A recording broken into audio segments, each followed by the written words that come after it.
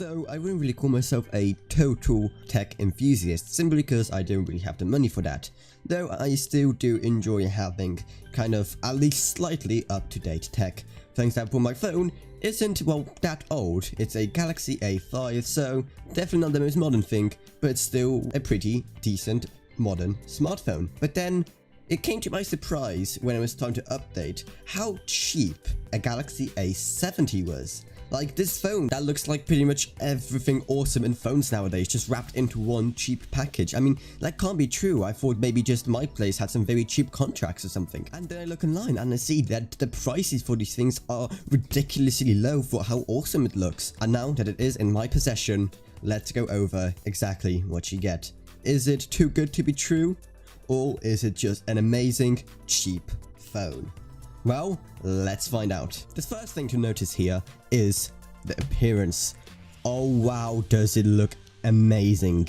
It is pretty much everything that modern phones are wrapped into one relatively big package. After all, it is 6.7 inches, which is definitely way bigger compared to my A5, which is coincidentally 5 inches. The screen itself stretches pretty much to the edges of all sides with very thin bezel on the sides. The buttons on the bottom present on previous Galaxy models have been removed, and the top has also been removed, leaving just one small notch for the camera.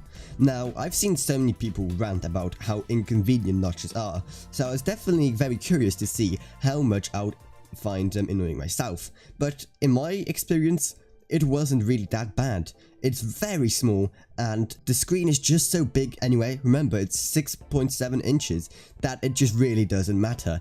And what's really awesome about it is that, let's say you're watching a YouTube video, you can always just drag the video and boom, the notch is no longer in the way as it resizes the whole video to stop just before the notch. But here's one very weird thing about this. For some reason, the front camera doesn't have a flash. Look how much space we've been giving here. I really don't see if a flash in the notch would change the user experience too much. Now, I'm not the biggest selfie taker in the world. In fact, I can't even remember the last time I used a front-facing camera. In fact, I'm not sure if I ever used a front-facing camera in any phone, but many people use the front-facing camera more than the back, so it is still disappointing. But let's get back to some more positives, starting with some amazing features this phone has. For example, it has a fingerprint scanner built right into the screen, so thankfully it doesn't use that really annoying system phones like the S8 used, which put the fingerprint scanner on the back of the phone next to the camera, making it incompatible with many cases. But thankfully that's not the only way to unlock your phone, as facial recognition is also a thing. It works amazingly well, even in the dark or at lots of different angles. It works very well, and even with glasses, without glasses. But one weird exception is when you're lying down. I haven't been able to get it to work even once when I was lying down, which is weird because it sounds so cool to be able to just pick up your phone when you just wake up, look at it, and boom, it automatically unlocks. Nope, I have to sit up and then unlock it. Or I can always use my fingerprint or pin as well.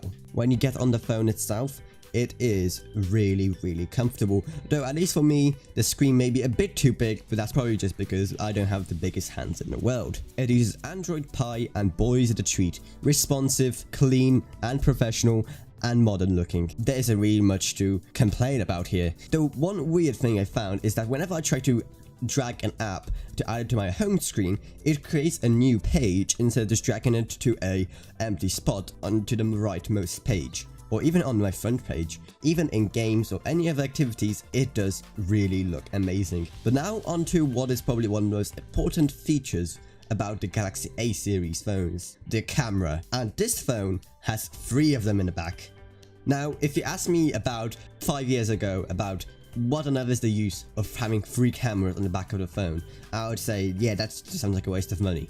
But now I see what kind of power this gives you, because the camera on this thing is sweet. So here's a quick comparison. As you can see, the exact same photo taken on my brand new A70, on my old A5, and also on my DSLR, which I used to record all my videos with. As you can see, the depth and colors are really amazing on the Galaxy A70, and you can pull off some really amazing photos with that thing. So for all the photography fans out there who don't want to carry a DSLR everywhere, yeah, just grab an iPhone. And what's great about this phone compared to my previous one is that it captures videos in 4K.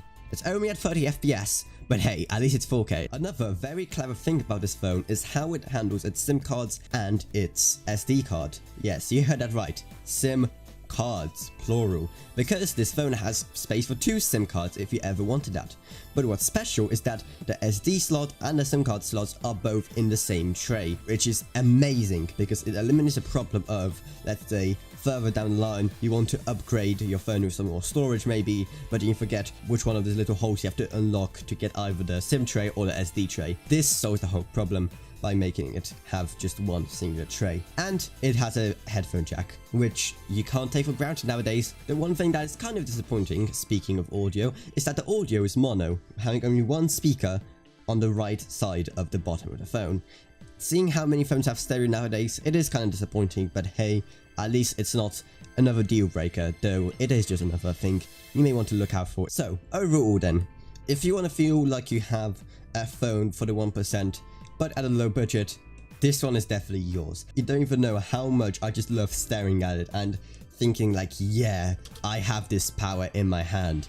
It is an amazing feeling to have, and it is an amazing phone. It's not just pretty and modern for show. It is really functional with an amazing camera. The front screen is really greatly designed. It is really just so smart how they did so many things about this phone, like the fact you can just completely not use the notch area of the phone for watching videos and stuff like that, or the fact that the SIMs and the SD cards trays are combined into one.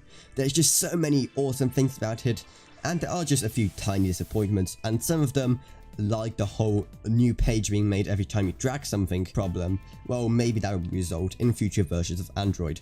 But for now, this phone, yeah, you should get it if you're looking for a new one and you don't want to go to the dark side of Apple. But anyway, let me know what you think of this phone if you have it, and let me know what kind of videos I should do in the future.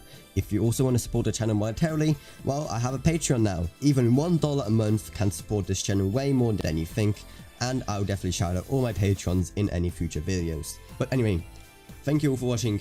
If you enjoyed this video, remember to subscribe, like, whatever, and I'll see you all in whatever I make next. Goodbye everyone.